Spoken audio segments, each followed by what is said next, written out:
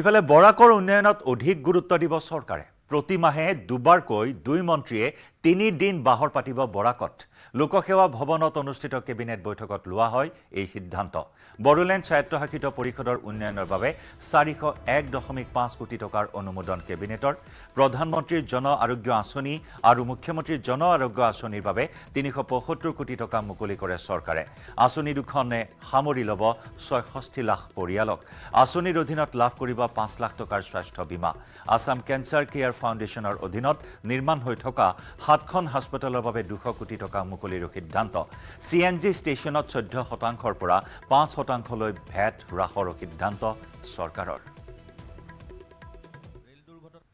বৰাক ভেলীৰ সামগ্ৰিক উন্নয়নৰ বা তাত চলি থকা কামসমূহৰ ক্ষিপ্ৰতা আনিবৰ কাৰণে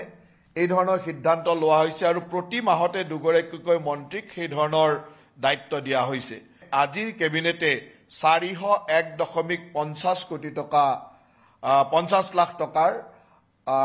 অনুমোদন দিছে এই এছঅপিডি ফাণ্ডৰ 401.1 কোটি 50 লাখ টকাৰ বিটিসি চৰকাৰলৈকে আজি অনুমোদন দিয়া হৈছে আৰু তেখেতসকলৰ এই ফাৰ্ষ্ট ইনষ্টলমেণ্টটো দিয়া হ'ল 66 লাখ পৰিয়ালক আমি এই আঁচনিৰ জৰিয়তে বছৰি 5 লাখ টকাকৈ আমি স্বাস্থ্য সেৱাৰ ক্ষেত্ৰত তেওঁলোকক আমি যেটো ইন্স্যুৰেন্স দি আছো এটো পাই আছে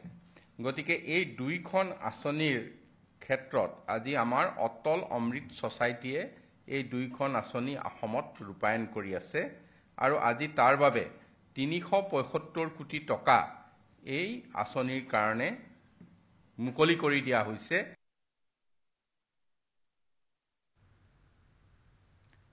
মৰিগাঁৱত মাংস কটা আৰু বিক্ৰীত নিষেধাজ্ঞা জীৱ-জন্তুৰ প্ৰতি নিষ্ঠুৰতা প্ৰতিৰোধ আইনৰ অধীনত এই নিৰ্দেশ মৰিগাঁও জিলা আয়ুক্তই জাৰি কৰে এই নিৰ্দেশনা অন্য জীৱ-জন্তু দৃষ্টিগোচৰ হোৱাকৈ বধ কৰিব নোৱাৰিব কোনো জীৱ-জন্তু শিশুৰ সন্মুখত জীৱ-জন্তু বধ কৰাটো নিষেধাজ্ঞা অনুচিতভাৱে জীৱ-জন্তু কঢ়িয়াই নিয়া নিষেধাজ্ঞা অনুচিতভাৱে জীৱ-জন্তুৰ পৰিবহণতো জীৱ-জন্তুৰ প্ৰতি অনুচিত ব্যৱহাৰতো নিষেধাজ্ঞা আৰোপ আৱৰণ নোহোৱাকৈ মাংস বিক্ৰী কৰিব নোৱাৰিব মাংস বিক্ৰী কৰিবলৈ হলে থাকিব লাগিব কাঁচ আদিৰ দৰে আৱৰণ নিৰ্দেশ উলংঘা কৰিলে নিৰ্ধাৰিত আইনৰ অধীনত হ'ব শাস্তি তাৎক্ষণিকভাৱে কাৰ্যকৰী হোৱাকৈ এই নিৰ্দেশনা জাৰি কৰা হৈছে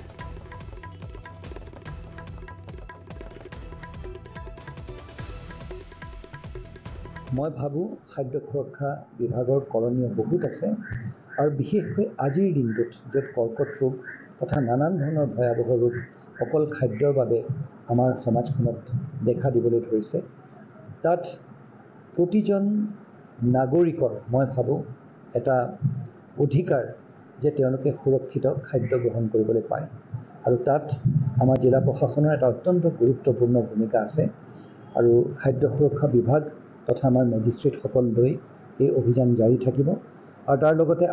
আজি এটা ওলাব আপোনালোকৰ আজি আৰু এখন নিৰ্দেশনা ওলাব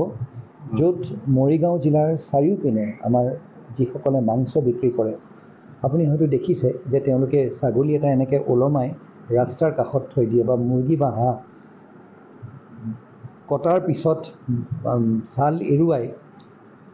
যোনপিনেদি যান বাহন যায় সেই যান বাহনৰ গোটেই ধোঁৱা কাৰ্বনটো যোনটো আছে সেইটো তাত আকৰ্ষিত হয় সেইটো সেই মাংসটোৱে বা সেই মুৰ্গীটো ওলমাই থোৱা মুৰ্গী বা হাঁহ বা সেই ছাগলীটোৱে সেই তাত গোটেইখিনি সোমাই যায় গোটেই ধূলি যোনখিনি আছে সেইখিনি বেলেগ তাৰ ওপৰত বহুতো মাতৃ আমাৰ ওচৰলৈ আহিছে যিসকলে কয় যে ৰাস্তাত তেওঁলোক গৈ থকা অৱস্থাত মুৰ্গী এটাৰ ডিঙি যিধৰণে কাটি পেলাই এটা বাকচত পেলাই দিয়ে আৰু ধৰফৰাই সেই শিশুটোৰ সন্মুখত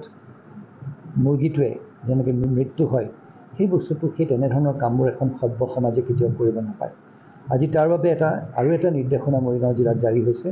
আৰু এতিয়া আমাৰ মেজিষ্ট্ৰেটসকল আমাৰ ভেটেৰিনেৰী বিভাগ তেওঁলোক সক্ৰিয় হ'ব য'তে ত'তে মুৰ্গী কটাৰ দোকান য'ত জনসাধাৰণে অহা যোৱা কৰে দ্বিতীয়তে সম্পূৰ্ণভাৱে য'ত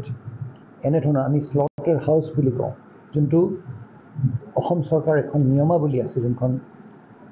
ফলো কৰিব লাগে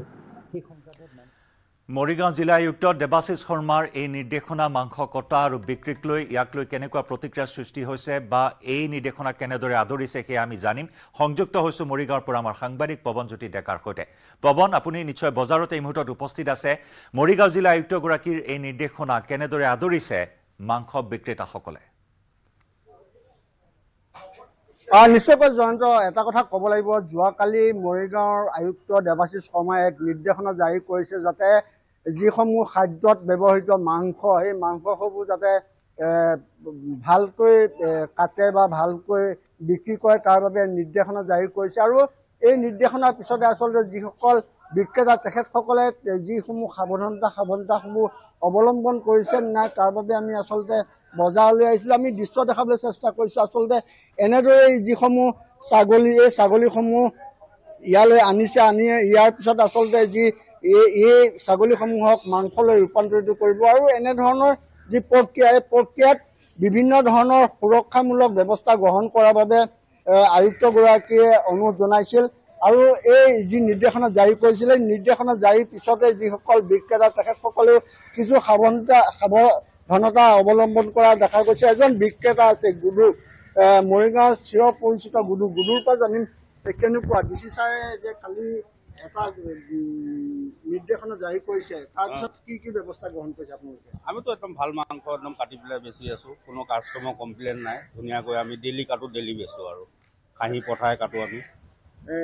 ভেটেনেৰী মানুহ আহে? ভেটেনেৰী মানুহ আহে, চাই যায়, কি কৰে ভেটেনেৰী মানুহে? চেক কৰে ছাগলীবিলাক খাহী পঠা হয়নে নহয়, কোনো বেমাৰ আজাৰ আছে নেকি, বেমাৰ আজাৰ চাই লয়, চাই পেলাই বাছ কয় ভাল ছাগলীবিলাকে কাটা।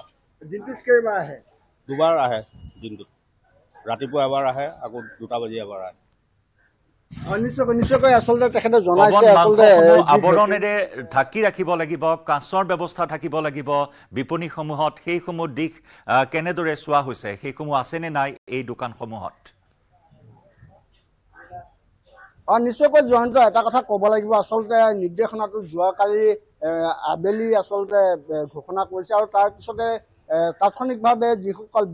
বিক্ৰেতাসকলে ইতিমধ্যে ব্যৱস্থা গ্ৰহণ কৰিব পৰৱৰ্তী সময়ত যাতে কাছেদি আচলতে আৱৰণৰ মাজত মাংসসমূহ ৰখা যায় আৰু মাংসসমূহ যাতে কোনো ধৰণৰ বীজাণু বা কোনো ধৰণৰ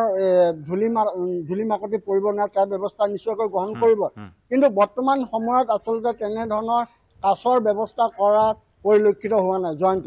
ধন্যবাদ জনাইছোঁ পৱন।